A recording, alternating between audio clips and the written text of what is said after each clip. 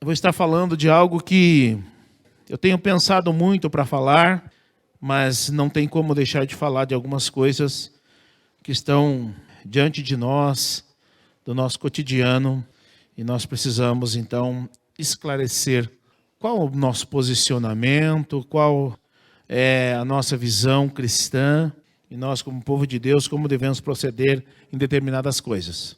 Romanos no capítulo 1, nós vamos falar especificamente a partir do verso 28, que diz assim: E por haverem desprezado o conhecimento de Deus, o próprio Deus o entregou a uma disposição mental reprovável para praticarem coisas inconvenientes, cheios de toda injustiça, malícia, avareza e maldade, possuidores de inveja, homicídios, contendas, dolo e malignidade, sendo difamadores, caluniadores, aborrecidos de Deus, insolentes, soberbos, presunçosos, inventores de males, desobedientes aos pais, insensatos, pérfidos, sem afeição natural e sem misericórdia. Ora, conhecendo eles a sentença de Deus, de que são passíveis de morte os que tais coisas praticam, não somente as fazem, mas também aprovam os que assim procedem. O tema dessa mensagem é: o cristão não deve ser cúmplice e nem culpado. Nós temos uma vida com Deus que ela precisa ser uma vida reta. Então, muitas vezes, o cristão ele é culpado por pecar contra Deus em algumas coisas. Mas muitas vezes o cristão é cúmplice. Ele não pratica determinadas coisas, mas é cúmplice daquilo que os outros praticam. Por quê? Porque ele aprova. Ou, em muitos casos, não reprova. Vamos estar falando um pouquinho sobre isso. O texto de Romanos 1, ele está falando da ira de Deus contra o pecado. E mostra Deus julgando a todos os pecadores.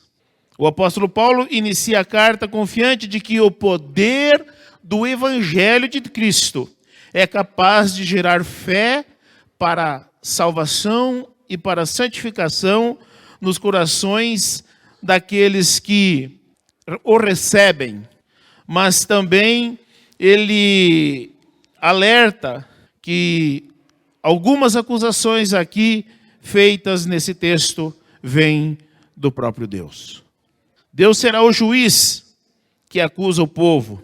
E entre as acusações aqui contidas no texto, está uma prática que estamos vivendo o mês do orgulho LGBTQIA+. E entre essas acusações está a prática deste pecado, mostrando que a devassidão e a corrupção de tais pessoas não são aceitas nem toleradas por Deus. Nós precisamos tomar cuidado para que nós não venhamos a cair em ciladas, porque muitas vezes nós não praticamos tais pecados, mas somos cúmplices porque não reprovamos e ainda mais andamos juntos. Deus, a partir do texto aqui, Deus não terá por inocente o ignorante. E tem muitos crentes que são ignorantes. O que é o ignorante? Ele não sabe de algumas coisas. Eu, por exemplo, sou ignorante a robótica. Não sei nada. Então, mas Deus não terá por inocente o ignorante. O que o cristão deve fazer? Se informar a respeito da sua fé. E como que o cristão se informa a respeito da sua fé? Estudando a Bíblia. Só tem esse jeito. Só tem esse jeito. Levítico 5,17 diz assim, ó: E se alguma pessoa pecar e fizer contra algum de todos os mandamentos do Senhor aquilo que se não deve fazer, ainda que eu não soubesse, contudo será culpado e levará a sua iniquidade. Não é porque não sabia que Deus terá por inocente. Se não sabia, procure saber. Porque diante de Deus, a culpa recairá sobre o culpado. Então, nós não podemos ser ignorantes aos princípios da palavra de Deus. E muitas vezes nós desdenhamos ou não queremos saber, mas é necessário que saibamos. Deus condena também a ingratidão. E nós estamos vivendo um tempo onde a ingratidão ela está assolando a humanidade. As pessoas não têm mais gratidão por nada nem por ninguém.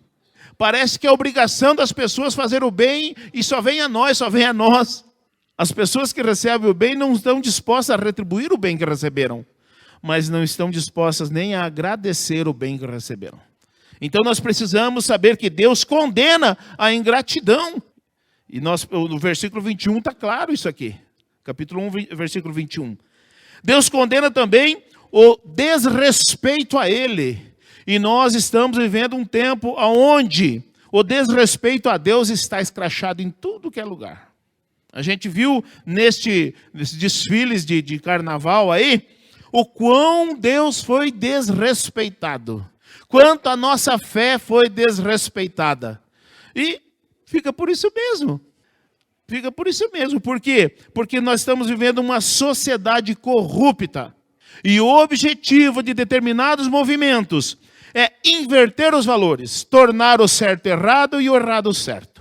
E nós precisamos tomar cuidado com isso, para que nós não venhamos a cair na palavra da moda, né, nessa narrativa. As pessoas estão inventando coisas e estão passando por verdade, mas não é. Então, Deus condena o desrespeito a Ele. Só que as pessoas fazem, e a gente não vê, como dizia o pastor Rodrigo, cair um raio na cabeça. Parece que está tudo certo. Não está tudo certo não, irmãos. As pessoas estão cada vez mais pervertidas e mais longe de Deus. Aqui pode ser que nós não vejamos o final dessas pessoas. Mas o final dessas pessoas diante de Deus será triste. Porque elas desrespeitam o Deus Todo-Poderoso. Deus condena também aqui a idolatria. E pouco se fala hoje de idolatria, né?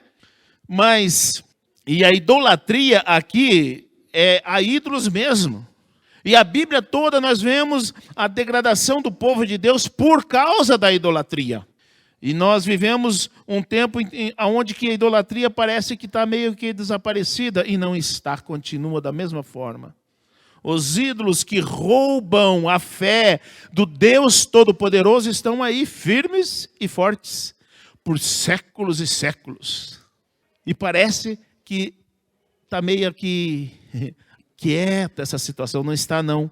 A idolatria ainda rouba a fé do Deus Todo-Poderoso. Deus condena também a imoralidade. A partir do verso 24, está falando sobre isso. A imoralidade nos nossos tempos está arrasando os bons costumes.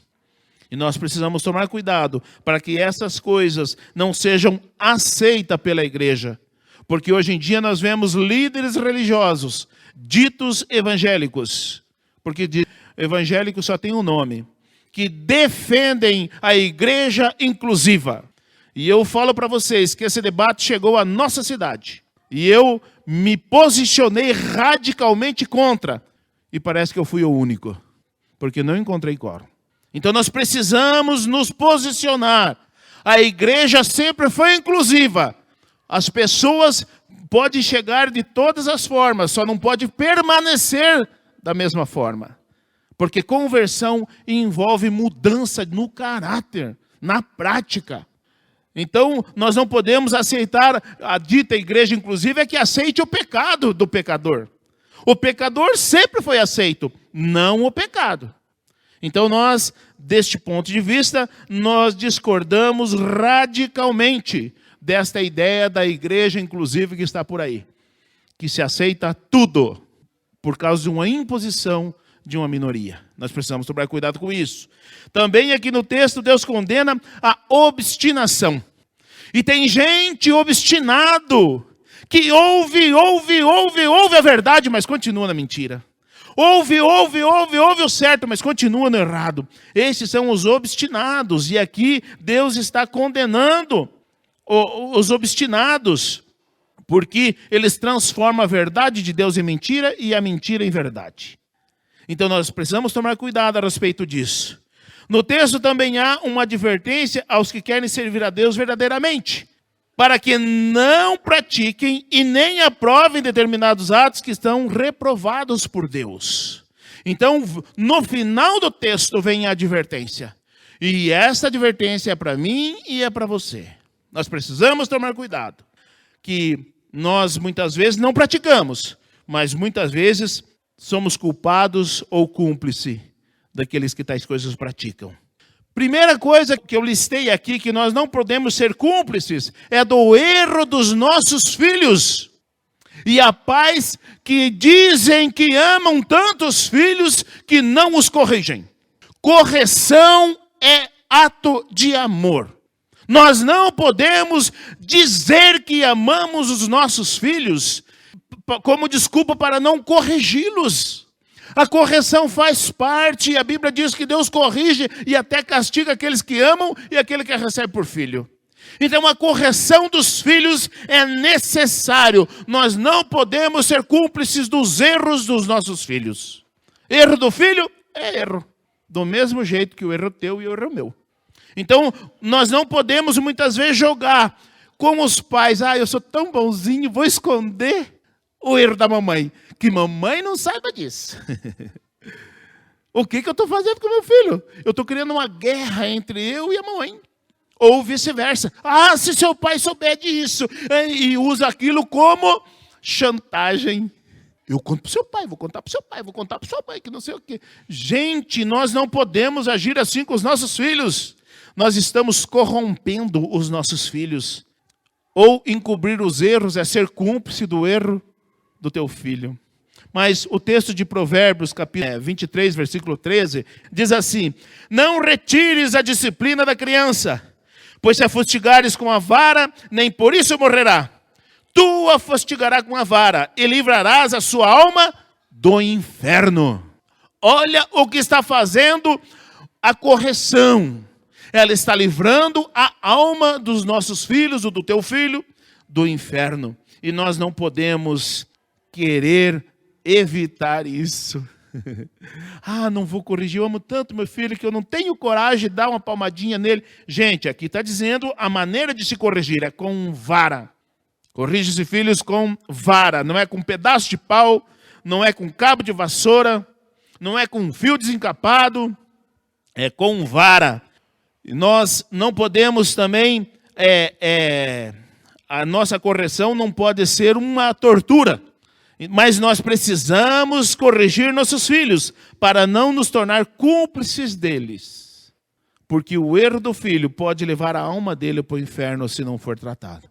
Os pastores, eles não devem ser cúmplices dos erros dos fiéis. Tito 2, 9 e 15 diz assim: exorta aos servos a que se sujeitem a seus senhores e em tudo agradem, não contradizendo. O 15, fala disto, exorta, repreende com toda a autoridade, ninguém te despreze. O que é para fazer com os que erram? É para corrigi-los com autoridade. Gente, existe uma autoridade de Deus sobre a minha vida. Ninguém vê e ninguém percebe, mas existe. Não está escrito na minha testa, autoridade de Deus, mas existe. E é com essa autoridade que Deus me dá, é que eu corrijo as pessoas. É com autoridade e não com autoritarismo. Autoritarismo é, eu mando aqui, e você me obedece. Isso é autoritarismo. Autoridade não. Autoridade, a Bíblia diz isso. Você está errado. Se conserte. Não precisa bater na mesa ou gritar. É usar a autoridade que Deus nos dá mediante a palavra do Senhor. Então nós não podemos ser cúmplices ou passar a mão na cabeça do erros uns dos outros. O pecado, ele precisa ser exposto e corrigido. Os fiéis não devem ser cúmplices dos erros dos seus pastores. Há pessoas que são cúmplices dos erros dos seus pastores e usam, os pastores até usam assim, não toque no ungido.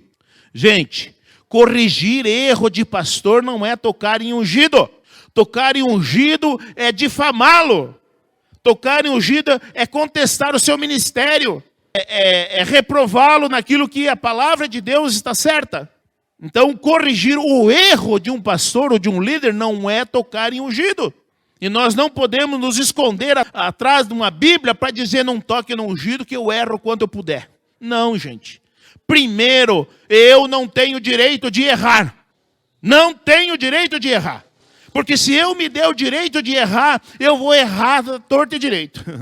Então eu não posso me dar esse direito. Eu também erro, o pastor também erra. Eu não posso me dar esse direito. Mas eu também não posso me esconder. Se eu errar, eu não posso me esconder através de uma Bíblia e dizer, não me fala isso comigo, não me toque. Porque daí eu estaria errando e comprometendo todo o trabalho. Nós não podemos ser cúmplices dos erros dos nossos líderes. Nós não podemos ser cúmplices dos erros dos nossos filhos e não podemos ser cúmplices dos erros dos nossos irmãos. Também, nós não podemos ser cúmplices dos erros dos nossos governantes. Nós, essa semana, está o maior buchicho aí, né? Porque o pastor André Valadão, ele trouxe uma série de mensagens e numa delas ele falou contra o movimento LGBTQIA+. E ele expôs o que está escrito. Só que ele trata como uma religião. Ele não trata como um movimento. Ele trata como uma religião. E o que ele trouxe ali é verdade. Eu tive o cuidado de ouvir para não meter a mão em cumbuca. E o que ele fala ali é verdade. Mas está correndo o risco de ser processado. Está correndo o risco e fora a enxurrada de mensagens que recebeu na internet. Gente, se eu pensasse nisso, em querer me esconder atrás de alguma coisa, eu não estaria aqui falando sobre isso. O homossexualismo é pecado? É pecado. A Bíblia condena. Quem defende está sendo cúmplice do pecado deles. Então nós não podemos ser cúmplices. Não conheço o pastor André Valadão, não sei muito sobre a vida dele, mas nesse quesito ele está certo. Não jogue pedra nesse pastor. Nesse quesito ele está certo. Eu não sei as demais coisas, mas nesse quesito ele está certo. Estão falando um absurdo. Não concordo com os absurdos que estão falando dele. Amanhã pode ser eu. Porque eu não vou deixar de falar a verdade bíblica. Doa quem doer. E se precisar responder judicialmente, por isso eu respondo, não tem problema nenhum. E se precisar ir preso por causa disso, eu vou, não tem problema nenhum. Mas eu nunca vou negar a verdade que está escrito. E nunca vou me esconder. Não pode falar, porque senão pode isso ou aquilo. Nunca vou me esconder nisso.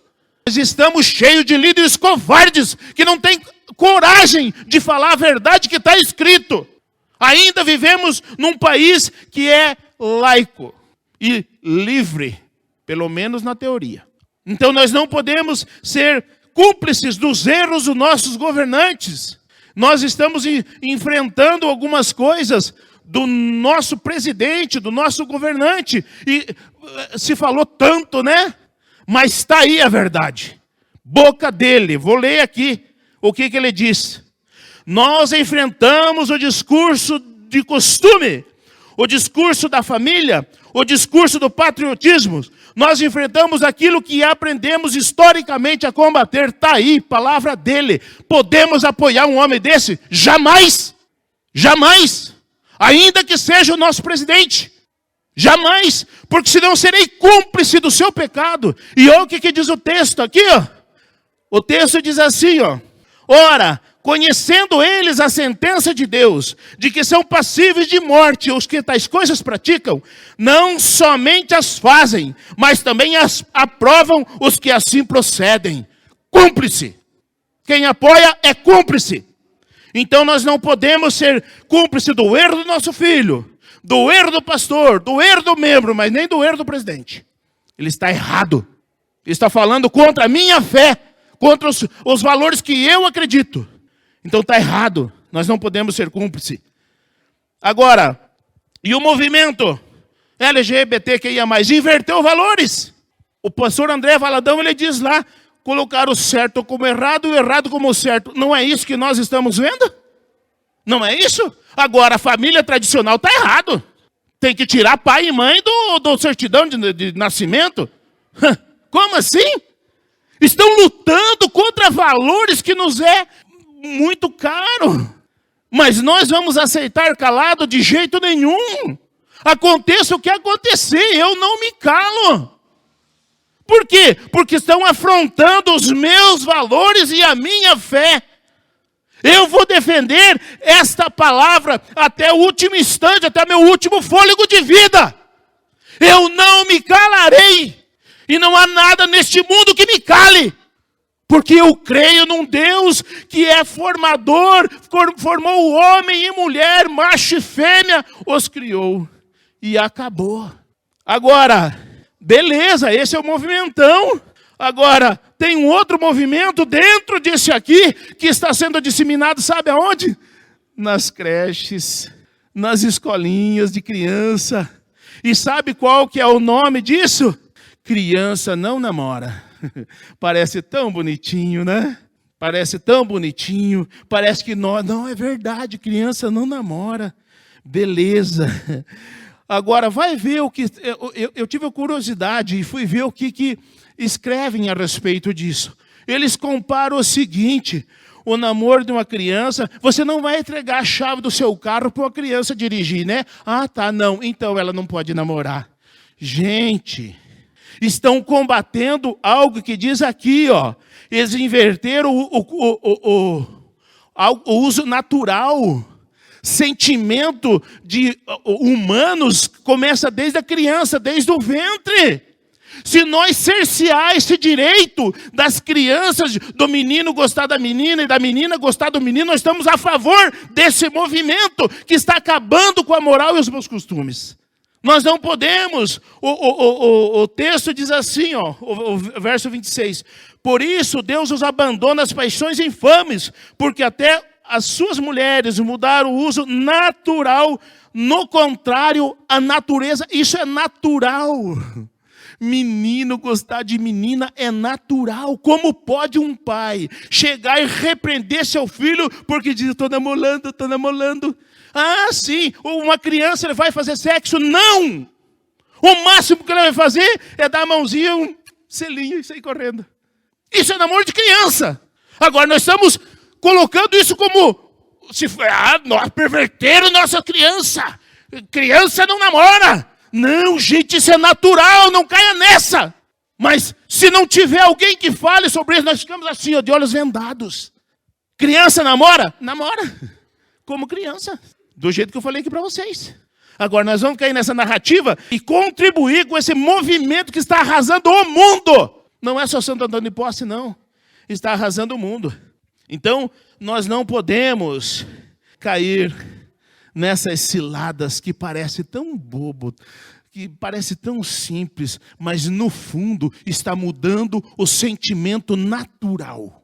Esse sentimento de um menino, de uma criança de 2, 3 aninhos, 5 aninhos, 10 aninhos, é natural.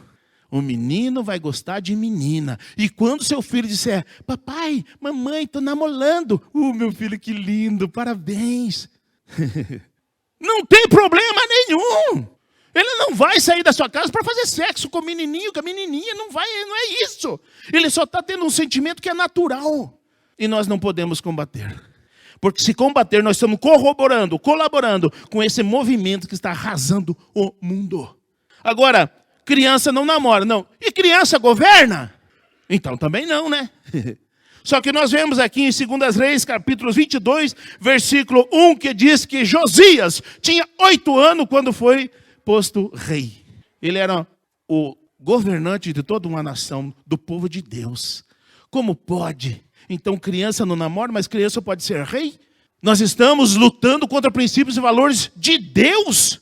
Nós não podemos, irmãos. Nós não podemos. Agora, Lucas 2:46 diz assim: e aconteceu que passaram 3 dias, o acharam no templo, assentado no meio dos doutores, ouvindo-os e interrogando-os. Sabe quem foi esse? Jesus. Sabe quantos anos ele tinha? 12. Criança não debate com doutores. Que bobagem é essa que nós estamos caindo? Vamos conhecer mais a Bíblia. Essas são coisas que nós muitas vezes somos cúmplices dos erros dos nossos filhos, ou muitas vezes nós somos os autores deles. Quando combatemos aquilo que é natural dos nossos filhos, nós somos os autores dos seus erros. Então nós não podemos cair nessa falácia.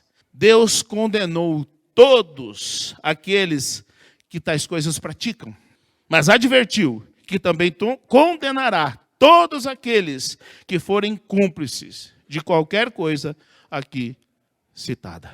É importante, irmãos, nós ter conhecimento da palavra, sabedoria e discernimento para saber o que combater e o que defender. Eu aqui estou defendendo a nossa fé. Eu estou aqui defendendo os princípios, os meus princípios e valores, mas os princípios e valores cristãos, que não podem ser deixados de lado. Que o Senhor nos ajude, que nós tenhamos fé e sabedoria para combater toda e qualquer forma de mal.